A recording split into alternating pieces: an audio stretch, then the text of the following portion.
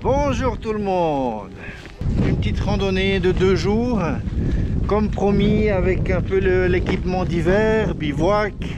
Il commence à y avoir les précipitations annoncées. Je suis encore en forêt, disons à mi-hauteur, donc là pour le moment il pleut. Mais plus haut, on va voir, un peu de neige va arriver. Je devrais normalement arriver sur une zone de bivouac dans environ 3 heures, 4 heures. Ça me fait beaucoup bien de sortir. Cette vidéo, c'est donc la suite, si on veut, de la mise en pratique des préparations de randonnée. Comme je vous ai expliqué, j'ai pas pu aller dans les Alpes où je voulais pour faire le tracé que l'on a fait ensemble. Vous le gardez bien au chaud, on le fera, promis. Simplement maintenant, c'est juste plus accessible à cause des chutes de neige. Et puis le fait qu'il y ait aussi pas assez de neige sur par exemple dans les pierriers ou des choses comme ça. Donc du coup ça devient vraiment dangereux parce que vous voyez pas les trous, mais la neige peut pas encore supporter votre poids, donc ça va pas très bien. On sera dans des altitudes à peu près de 1300 mètres maximum. Et puis on va bivouaquer plus haut dans la neige. Vous voyez ici que j'ai chaussé en fait des petites guêtres qui sont bien pratiques. Pas pour les grandes neiges ou des choses comme ça, mais simplement pour pouvoir un peu se protéger. J'ai aussi les crampons sur le sac. Pour plus haut, ça peut être glissant. Puis comme je l'ai dit, hein, s'il n'y a pas assez de neige, c'est parfois encore plus difficile que quand il y en a beaucoup. J'ai pas pris les raquettes parce qu'il n'y aura pas assez non plus. Ils annoncent 20 cm aujourd'hui, 10 cm demain, voilà. Ça fait du bien de sortir. Plus il fait mauvais temps, mieux j'aime sortir. J'aime bien ce genre de mise en garde. Slightly growing within me, like a thunder breaks a tree. Oh my, makes me crazy. My body hates and my mind's lazy. My head feels weird, I'm feeling numb. I should stop waiting for you down. But I'm scared. Là-bas derrière, si on continue, il y a les rochers du miroir, un lieu où j'aime beaucoup aller sur la crête sud, on va dire. Au fond, tout là-bas, il y a le creux du vent. Ça, c'est les gorges de l'Areuse là en bas. Il y a le train qui va sur le Val de Travers, berceau de la fée verte, de l'absinthe, une usine électrique. Et puis, je vais me diriger en fait à flanc, tout le long de la montagne là. Et puis ensuite, je vais commencer à grimper là-bas dans les champs. On voit la neige. Je vais monter, parce que là-haut, il y a une autre crête que l'on ne voit pas, qui est dans les nuages, dans la neige.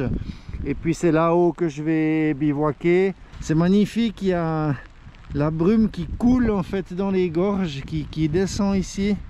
Très très beau. Bon, il fait froid là, hein. Ça commence à bien mouiller. Tout est dégoulinant. Je vais donc avancer pour me réchauffer. Moi ça tient les habits, c'est pas ça le problème. Je suis pas mouillé dessous, mais ça fait vite froid. Ça coule dans le dos entre le sac et voilà, donc il faut que je me réchauffe un petit peu. Allez, on continue. Without you dancing like some twisted, all of us will not be gone. Oh yes, I'm scared when you're not around, 'cause we have these special bonds, and I know how it is like to be alone without you, so I'm just waiting for the strike. Il pleut toujours, c'est un peu la limite là, cette espèce de plège, de la pluie-neige. Je commence à, disons, à rentrer dans la zone où ça a tenu un tout petit peu. J'ai très chaud, j'ai trop chaud un peu. Du coup j'ai ouvert ici les évents sur les caleçons longs. Oh, ça mouille un petit peu, mais c'est rien de très grave. J'ai complètement ouvert la veste aussi ici pour que ça puisse sortir par le devant. Et puis enlever le bonnet, garder juste la casquette sous la capuche de pluie. C'est très important, disons, autant que possible de rester sec, parce que parfois ben voilà, on a froid en descente ou au plat, et puis on a beaucoup trop chaud en montée, donc c'est pas évident à gérer. J'ai aussi ouvert un peu ici dessous sous les bras pour un petit peu sortir tout ça. De toute façon, il n'y a pas de miracle, hein. Dans le dos, je sens que je commence à être mouillé. Pas par la pluie, parce que la hardshell elle va tenir encore sans problème toute la journée, il n'y a aucun souci avec ça, mais c'est par l'intérieur. De toute façon je transpire dans le dos, et puis je peux pas vraiment aérer là-bas, il y a le sac à dos par dessus, donc inévitablement je vais être mouillé. D'où l'importance, comme on a discuté, d'avoir vraiment des habits secs de rechange complets de A à Z, entiers, pour le bivouac. On arrive, il faut encore faire toutes les activités qui vont vous demander, voilà, de l'exercice physique, faire le bois, le feu, mettre la tente, tout ça avec les habits de randonnée. Donc quand on arrive, c'est pas se reposer, c'est direct, tac, on attaque, on y va à fond, parce on est chaud, on a encore chaud, ça va bien.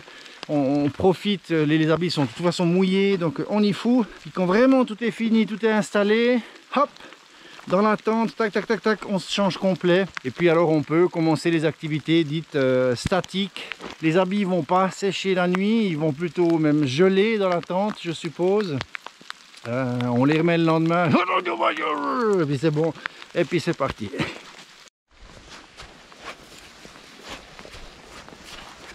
Là on voit les deux stades du lierre. Donc feuilles plutôt jeunes et en pied, disons la forme caractéristique, hein, du lierre, trilobé si on veut.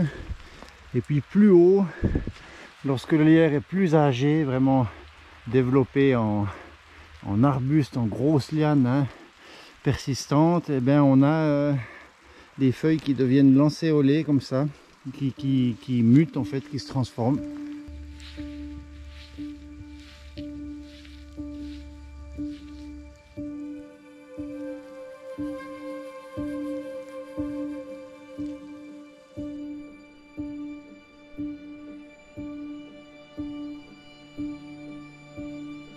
Je vais me faire un petit sandwich sous le petit sapin, là c'est parfait comme couverture, nickel. C'est beaucoup plus silencieux, c'est ça que j'aime bien aussi.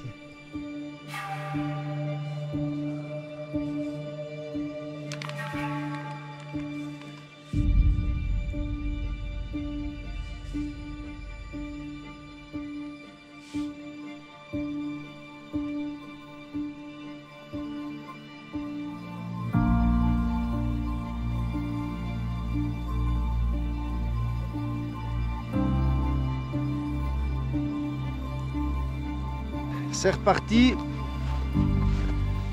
On se refroidit très vite, hein, quand on s'arrête. Là direct, j'ai commencé à avoir froid.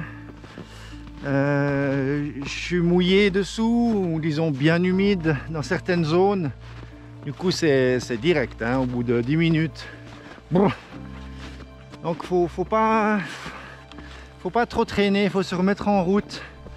C'est vraiment le souci des température négative, c'est que vraiment on a de la peine à gérer le chaud, la transpiration. Il faut faire hyper attention, et puis ça peut être un vrai problème en fait, voire un vrai danger surtout.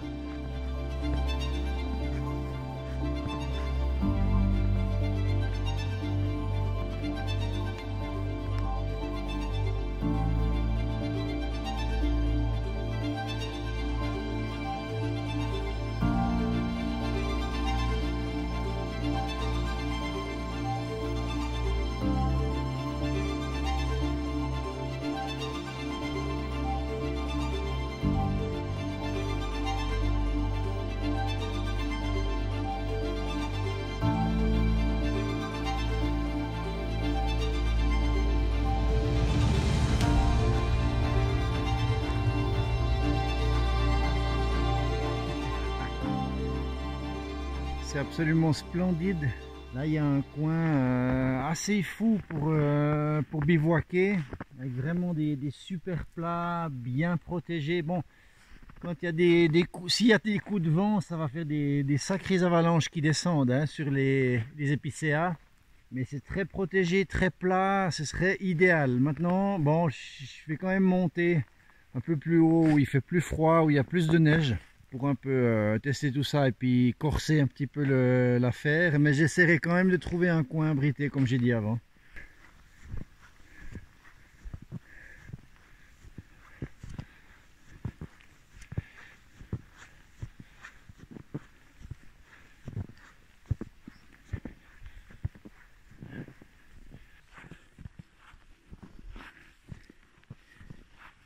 Bon, elle est très sèche, donc pas besoin du tout de crampons, ça tient super bien, surtout dans ces pentes, là ça va bien.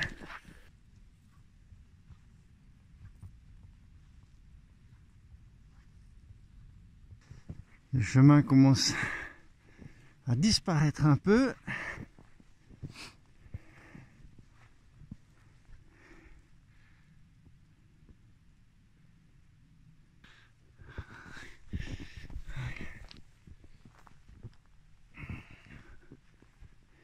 On va passer la fortification, disons la barrière anti-char.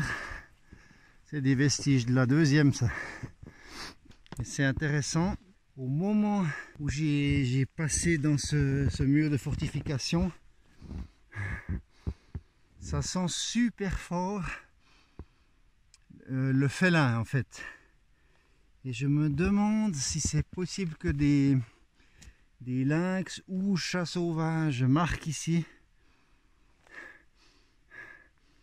À chaque fois en passant, ça sent très très fort. Et en fait, il y a un petit zoo dans une ville à côté que j'allais voir parfois avec ma fille.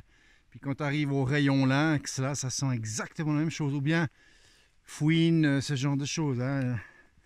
Mais ce sera plus bas. Ah ouais. Ouais, ici ça sent très très fort. Incroyable. Alors moi il faut que je me mette à genoux ou bien que je passe à 1 mètre pour sentir ça. Puis eux à 500 mètres ils sentent l'odeur. Donc on a 25 cm de neige à peu près. À partir de 3h30 avec cette couverture il va faire bien sombre déjà. Il y a quand même des marques. Donc quelqu'un a fait une randonnée. Puis d'après les pas, si vous regardez mes bâtons, entre un pas qui est ici et l'autre pas qui est là, ça fait une sacrée enjambée, donc c'est quelqu'un qui court.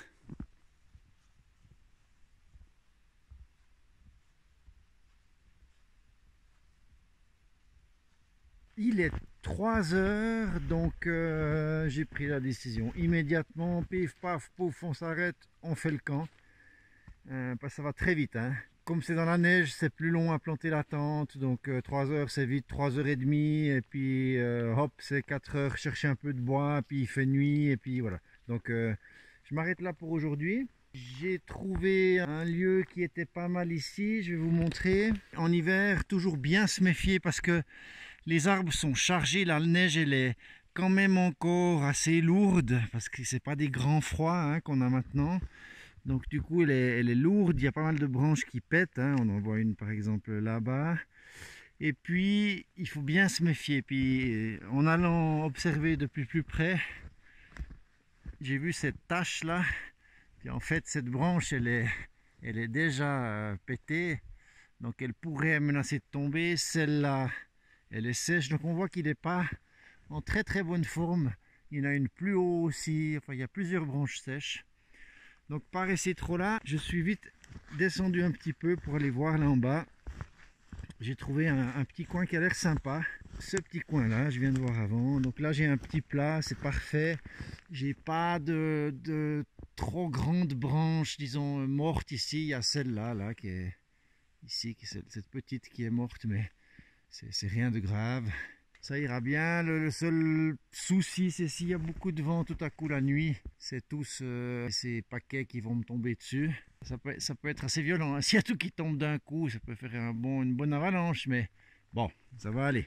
Il y a du bois mort partout, hein. On en voit coucher. Il y en a là, il y en a là, il y en a là-bas, il y en a ici tout plein. Donc j'ai tout ce que je veux. Je peux faire un petit feu. Enfin, c'est vraiment parfait.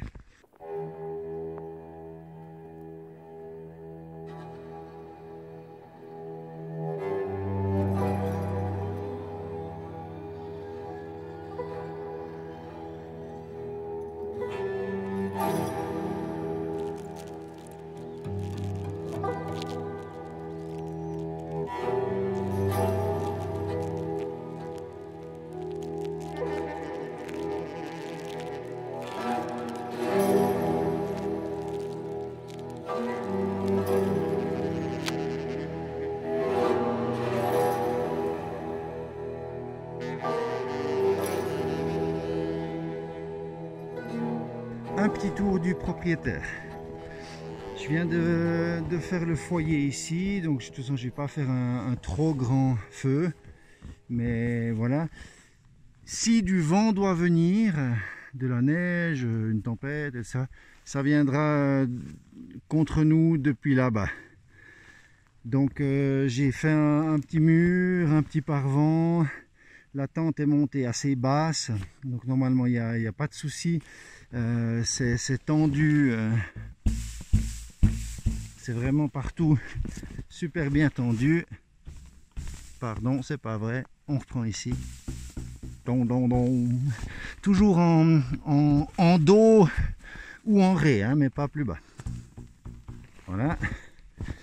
Et puis ici, en fait, vous avez vu peut-être avant, je casse un bâton, je le plante dans la terre juste devant la sardine pour faire une résistance. J'ai pas utilisé mes sacs parce que j'ai quand même accès assez vite à la terre. C'est un peu mou. Après je tasse la neige par dessus, ça va un peu geler, il n'y a aucun souci, hein. Et puis si jamais je sors, et puis il y a aussi la possibilité de mettre vraiment une branche, hein, enterrée qui dans ce sens là, comme ça. Puis du coup elle va s'appuyer dans la neige puis bloquer la ligne. Ça c'est aussi un truc à faire, mais je connais bien la duplex. Là elle peut prendre cher, hein. Il n'y a pas de souci. Je veux dire, je mets de la force, c'est tendu, hein. C'est vraiment comme ça. Parce que le tissu lui ne bouge pas. Si elle se relâche un peu, ce sera peut-être avec le poids de la neige et certains des arrimages qui peuvent bouger un peu, mais pas trop de soucis. Là je cherche pas forcément à boucher. Après, si vraiment il neige beaucoup, la neige elle va coulisser, puis elle va venir dans le petit goulot là pour finalement boucher, mais ça laisse un peu d'air, ça coupe un petit peu le vent. Pour le moment c'est calme plat, donc soit ça va venir plus tard, puis je vais tout prendre dans la figure un peu plus tard, soit ils sont complètement plantés, ou alors voilà, je suis trop bien abrité, mais je crois pas parce que je suis vraiment déjà sur la crête. J'ai tout ce bloc de forêt qui est là-bas, qui me protège bien. Mais s'il y avait du vent, il y aurait du vent. Là, il n'y a rien, donc c'est parfait. Tout va pour le mieux dans le meilleur des mondes. Parce que ce soir,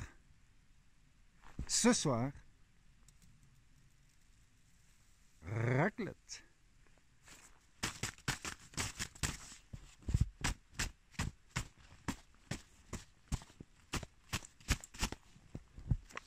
Yeah.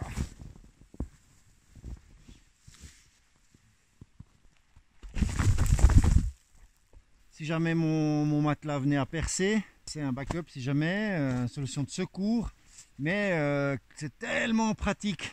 Là, ça me fait un bon petit siège, quand même bien épais, tranquille pour le feu, pour être là un moment. Ce sera parfait, je pourrais même m'allonger là dans la neige.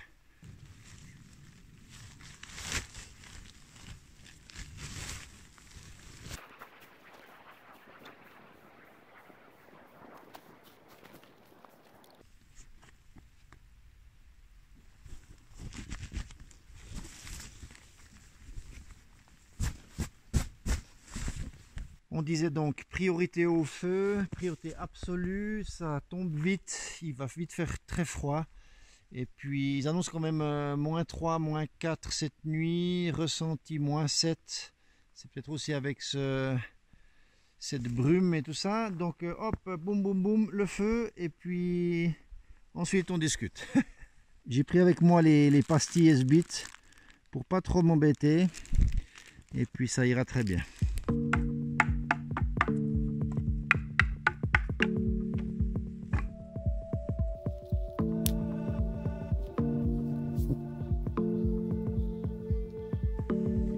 Un petit tapis de bois au fond pour pas être directement en contact avec la neige, la terre mouillée ou l'eau qui va fondre sur, enfin la neige qui va fondre sur le bois, comme ça peut s'écouler un petit peu plus bas, surtout au démarrage, quoi.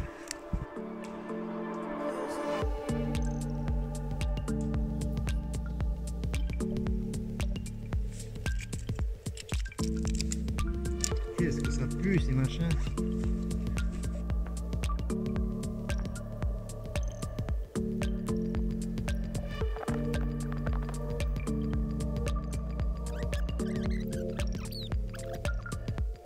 La dernière fois que je suis sorti, c'était le bivouac là que je vous ai fait partager avec le feu. Il y a encore, quand j'ai déballé la duplex, il y avait l'odeur de la fumée parce que pendant la nuit, le feu, il avait en fait la fumée, elle courait au sol comme ça, puis elle rentrait dans ma tente. J'étais presque mal à un moment. Faut faire gaffe avec ça.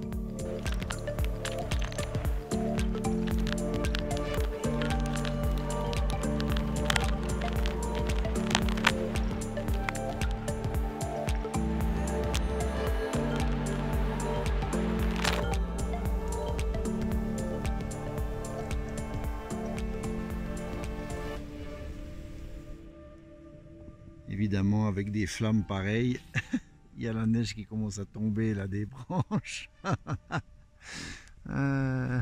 Bon, là c'est l'allumage, hein, mais il est particulièrement beau.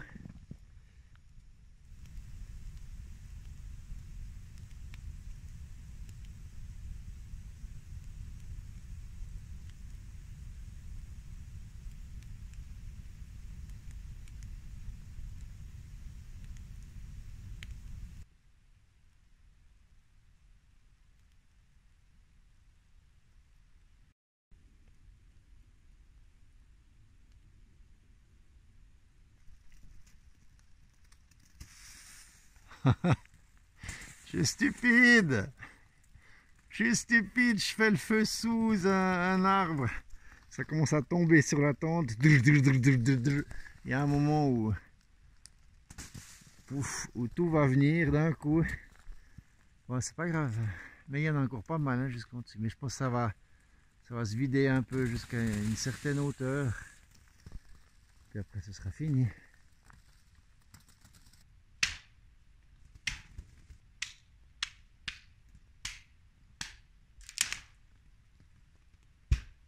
Ce petit coquin devant voulait quand même remonter de la vallée. Puis du coup, il y avait un peu de fumée qui allait. J'ai vite fait un petit parvent comme ça, bricolé. Hein. C'est en 5 minutes, ploc, ploc, ploc, planter 4 bâtons, empiler un peu de bois.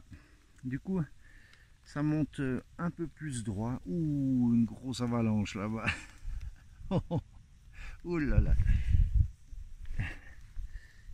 Alors, j'espère que j'en prendrai pas une comme ça ici. Hein. Mais à mon avis, à un moment ou à un autre, tout va démerder de là-haut. À vrai dire, j'ai pas trop envie de me changer maintenant parce que comme je vais manger un peu dehors, ça tombe pas mal là-haut. J'ai pas froid là. En fait, étonnamment, j'ai assez bien séché dessous. On est quand même bien là. Ah ben, ça sèche un peu. Regarde là-dedans ce qui sort des pantalons là, ça c'est l'ouverture fermeture éclair. J'étais un peu humide dedans, non? Bon, avec les habits c'est une chose, mais avec les chaussures il faut faire vachement gaffe parce que ça a tendance à les décoller. Du coup c'est pas très bon.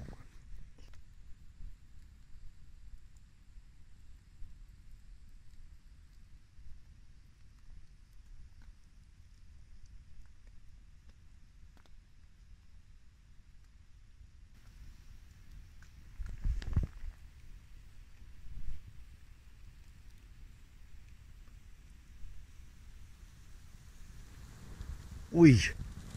Waouh. Oh la vache.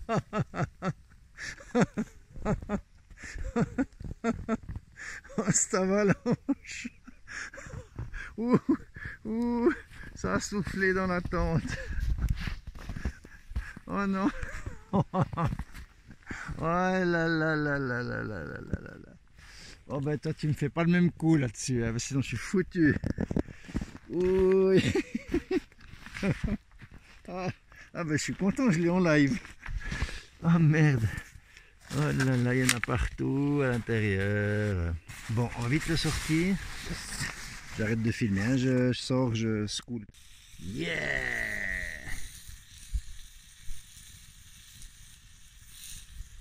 Donc aujourd'hui, je voulais vous présenter mon repas, mais il y a eu l'avalanche. Raclette à gogo. Et puis il y a de la viande séchée, du lard, et voilà. Donc je me fais plaisir. Pour ceux que ça intéresse, j'ai perdu 8 kilos, à peine un peu plus de 8 kilos en 3 semaines avec mon histoire de jeûne, puis de régime. Puis là maintenant je reste en dessous de 2000 calories, 2000 max par jour. Et puis du coup je continue un peu à perdre gentiment. Voilà. Donc de 95,7 je suis passé à 87,3 maintenant. Je me sens beaucoup mieux. Et puis après ben, il y aura la suite encore, hein. J'aimerais descendre encore vers les 84, ce serait bien pour moi. Moins manger disons. Là je me permets pour avoir bien chaud ce soir. Donc c'est grosse raclette à gogo. Et puis comme ça je vais bien dormir. Et ce sera super. La forêt est magnifique.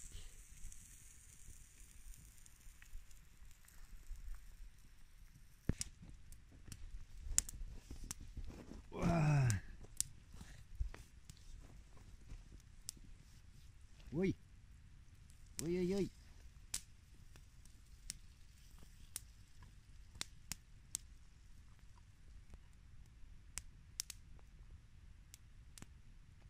Nom, nom, nom.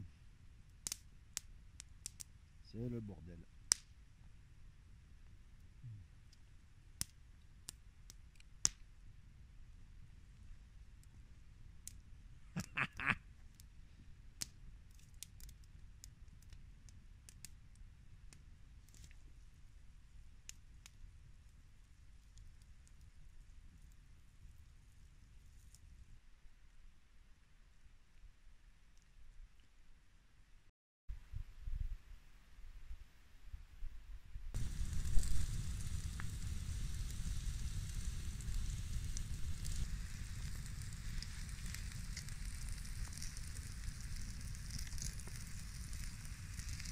Alors, on fait un petit peu le point. Je suis en train de tester mon nouveau sac de couchage grand froid, moyen froid. C'est-à-dire que, en fait, j'ai mon premier sac de couchage et puis j'ai le quilt par-dessus. C'est tout bien parce que le quilt englobe complètement mon autre sac de couchage. Après, ici en haut, c'est un peu difficile de le fermer, mais le but, c'est vraiment d'avoir au moins quelque chose par-dessus.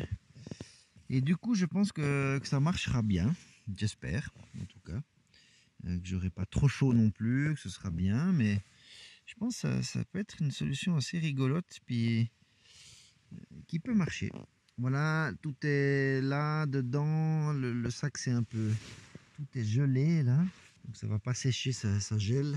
On se retrouve demain matin. Demain matin, une petite marche, 3h30 je crois. C'est toujours difficile, hein, quand tu te réveilles dans la neige, tu es bien au chaud. Puis après, surtout le pactage, ça veut dire ressortir les sardines de la neige gelée. Là.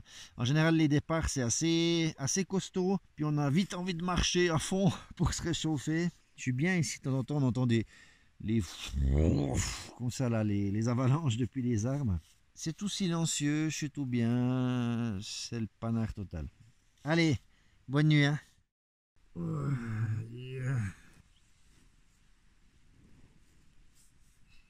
Waouh.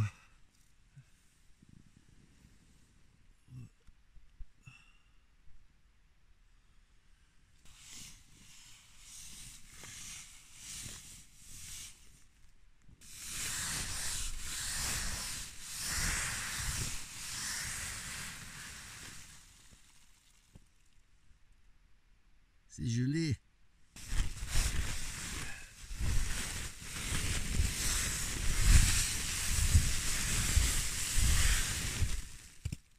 Bon, c'est pas idéal, hein. Ça fait tomber du givre partout. Quand il fait très froid comme ça, c'est inévitable, hein, ça gèle dedans. Je vais laisser ça dedans et puis je l'applierai comme ça, je l'ouvrirai après à la maison. Quelle nuit magnifique! Donc il a fait -3. J'ai eu tout bon chaud, voire trop chaud à des moments. Parfait. L'avantage aussi, là par exemple, ici, il est un peu tout plat parce que c'est la zone où il y a la respiration qui vient, donc il prend l'humidité. Du coup, il s'aplatit, hein, on sait les plumes, au bout d'un moment donné, quand elles sont mouillées, ça devient tout plat. Donc c'est un phénomène qui peut faire qu'on peut prendre froid parce que notre sac de couchage devient nettement moins efficace. Puis là, ben, en fait, c'est génial ce système parce que comme il y a vraiment deux couches complètement distinctes, c'est celui du dessus qui prend l'humidité, l'eau, la condensation, etc. Et puis dessous, on est tout sec, tout bien, donc ça aide vraiment encore.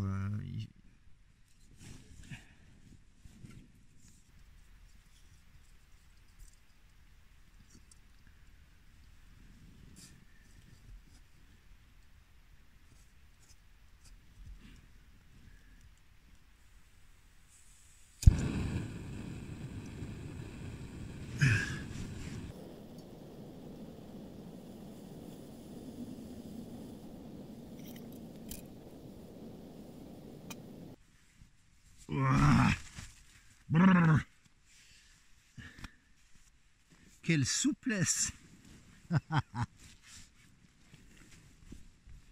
Quelle souplesse exemplaire! J'ai pas le choix, il est mouillé au pied, hein, parce qu'il touchait le fond de la tente et puis il a pris le givre de la toile.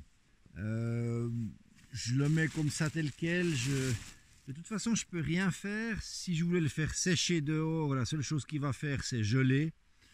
Donc même si je faisais sur plusieurs jours, je pourrais absolument rien faire à part refaire un feu, tenter de l'étendre.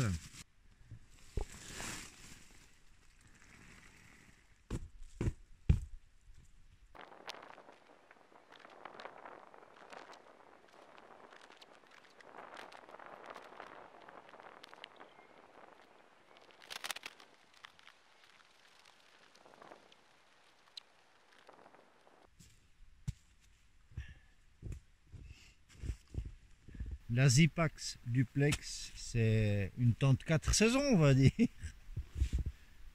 Qui va me dire le contraire? C'est une mini parenthèse. Ça, c'est une monoparoi. C'est fait normalement pour 3 saisons, disons.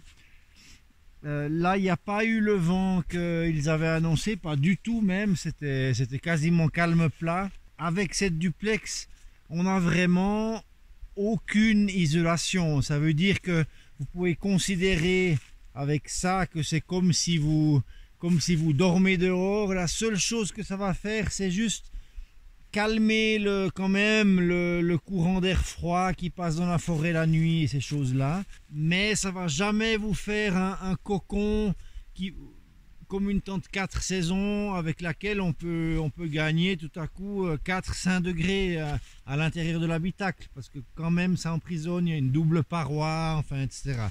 Donc voilà, mais c'est vraiment pour démontrer que le plus important dans votre bivouac d'hiver, c'est votre isolation par rapport au sol. Donc vraiment un matelas qui a une R-value haute. Là, c'est un matelas qui a une 5.4, je crois. Donc c'est vraiment dans les chiffres qu'on trouve les plus hauts. J'ai rien eu, j'ai eu tout bon, chaud, superbe. Et puis ben, votre sac de couchage ou quilt et compagnie, qui soit vraiment adapté. Là, je pense que c'était même trop en fait. Par contre, avec l'un ou avec l'autre seul, j'aurais eu très froid toute la nuit, ce serait pas allé du tout. Donc ça a super bien fonctionné. Et puis voilà, ben c'est la preuve de nouveau, l'importance, isolation du sol et isolation du couchage. 4 saisons, là je suis à -4 degrés, il n'y a pas 3 mètres de neige. Je testerai cet hiver avec vraiment une couche de neige plus importante, 1 mètre, 1 mètre et demi, quand je serai un peu plus dans les montagnes, quand l'hiver sera plus avancé. Puis là, on verra comment ça marche avec la duplex. Mais dès le moment où j'arrive à créer des corps morts pour les lignes de tension, donc soit avec des bouts de bois, soit avec mes petits sacs, c'est ce que je ferai avec les petits sacs, avec les crampons ou avec les raquettes par exemple, pour essayer d'avoir un arrimage. Il n'y a aucune raison, si le sol est bien tassé, avec les raquettes avant comme ça, il n'y a aucune raison que ça ne marche pas. Dès le moment où on a une tension assez forte, qu'on fait quelque chose de correct pour tendre les lignes, parce que la duplex elle n'est pas autoportée comme on l'a dit, on dépend vraiment de ça, aucune raison que ça ne marche pas. Par contre, c'est vrai que là le couchage doit être vraiment très chaud, parce que s'il fait plus, enfin moins, on va dire, moins de moins 10 et compagnie, ben, on se met dans des températures quand même où une tente 4 saisons serait la bienvenue, c'est sûr, bien entendu. Mais en même temps, ça me fait dans mon pactage d'hiver une tente à 700 grammes, quoi. Donc, au lieu de trimballer une tente qui fait 2,5 kg, c'est une autre approche de confort. En tout cas, j'ai passé une nuit exceptionnelle.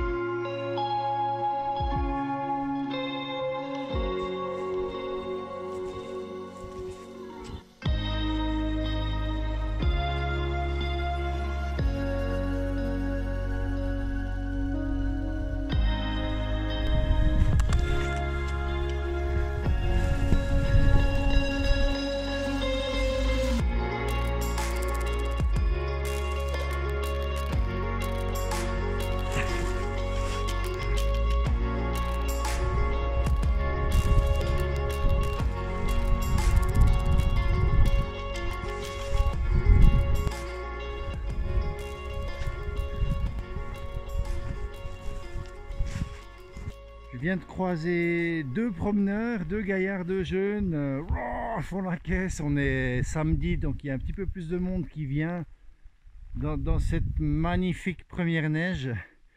Et puis bah, du coup j'ai plus l'honneur de faire la première trace. On est dans une immensité blanche qui est vraiment magnifique, superbe, c'est superbe. Un petit mot pour expliquer quelque chose d'important. J'ai vu la trace des skis de randonnée qui plongeaient dans la forêt. Comme je connais bien le réseau ici des sentiers, je sais qu'il est en train de couper pour reprendre un autre réseau plus bas. En hiver, il ne faut pas faire ça. Il faut vraiment tenter de rester sur les sentiers balisés habituels. La raison, elle est que la faune, elle est en danger, dans le sens où c'est les mois hivernaux, il fait froid, et puis ils sont vraiment en léthargie.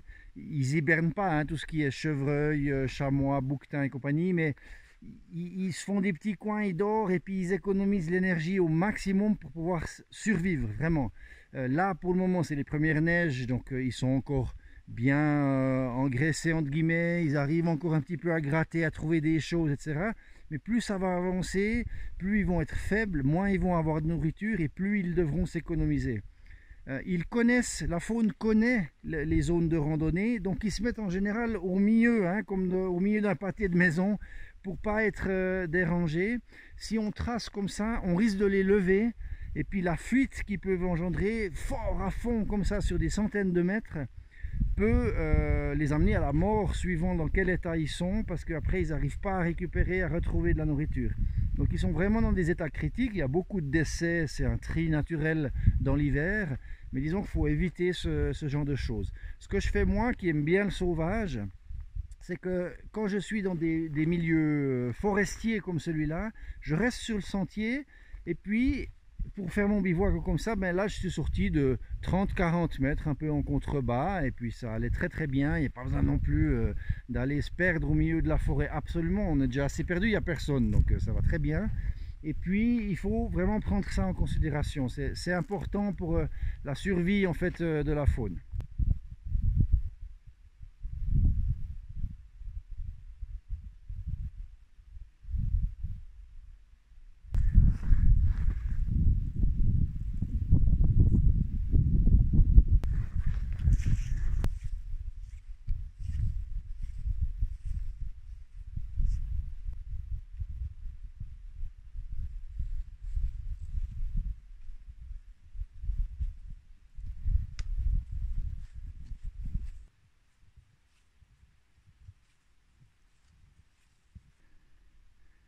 Vous reconnaissez le coin, là où j'avais fait le bivouac avec le feu juste dernièrement.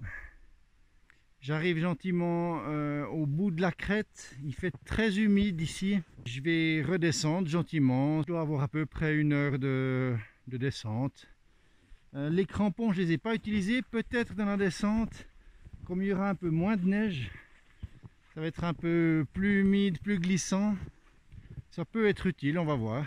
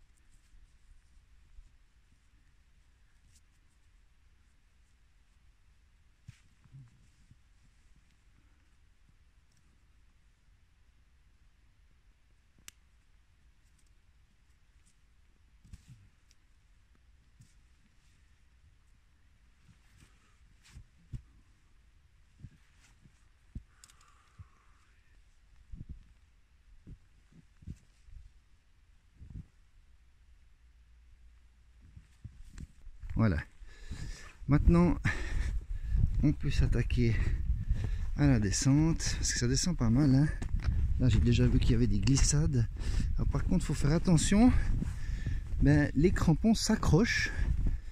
Donc, en fait, il faut adapter la marche dans un autre style de marche. Des fois, on laisse exprès glisser hein, les talons pour avoir une démarche fluide, on va dire. Là, c'est impossible. Puis des fois, on oublie, on s'achoppe, puis on part en avant. Attention aussi au cou dans les malléoles ou dans les pantalons, ou pas se marcher sur la pointe des pieds ou des choses comme ça. Donc, on fait des pas un peu plus, réfléchis, disons. L'ambiance est fantastique.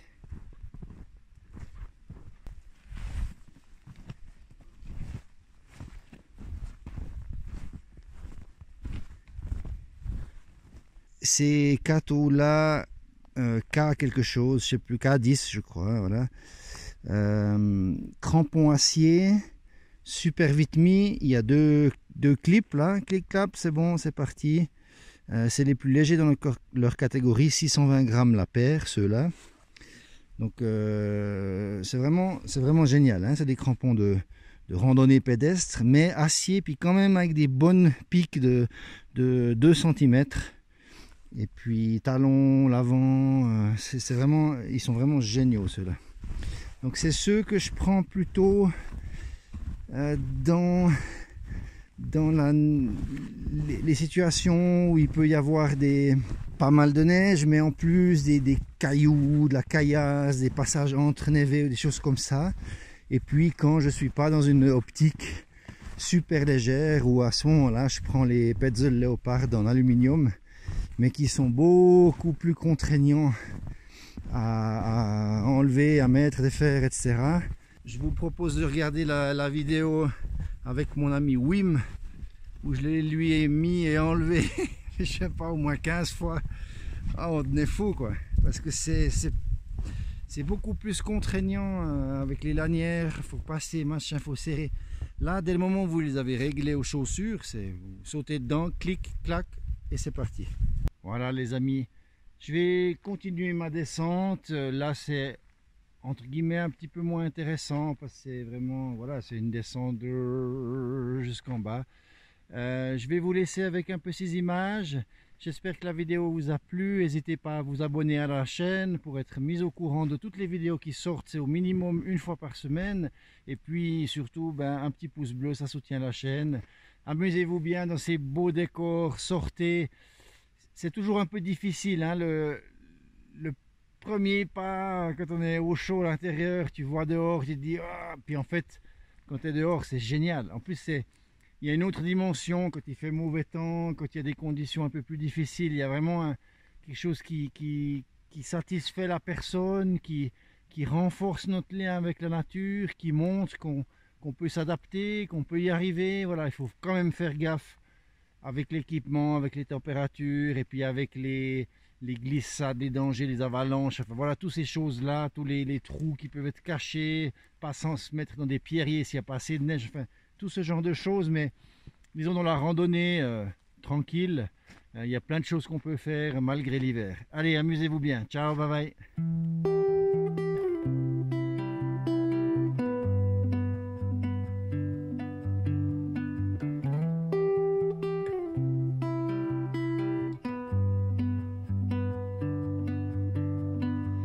Slightly growing within me, like a thunder breaks a tree. Oh my, makes me crazy.